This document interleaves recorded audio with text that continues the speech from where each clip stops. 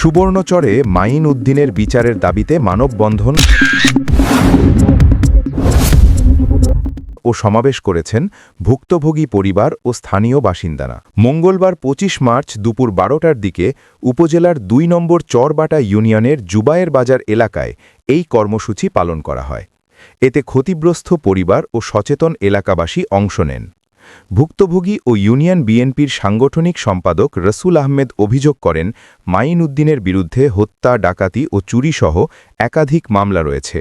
তিনি দাবি করেন, কয়েক মাস আগে তাকে জিম্মি করে মাছ ধরার জালসহ মূল্যবান সামগ্রী ছিনিয়ে নেওয়া হয়, যা এখনও ফেরত দেওয়া হয়নি। বরং এসব ফেরত চাইলে তার বিরুদ্ধেও আরও কয়েকজনের নামে মিথ্যা মামলা দিয়ে হয়রানি করা হচ্ছে।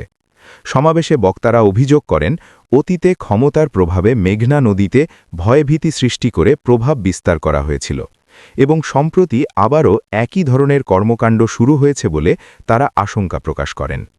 এদিকে নোয়াখালী জেলা কৃষক দলের সাবেক সাধারণ সম্পাদক জামাল উদ্দিন গাজী বলেন, জাল নেওয়ার ঘটনা সত্য এবং অভিযুক্ত ব্যক্তির বিরুদ্ধে বিভিন্ন অভিযোগ রয়েছে।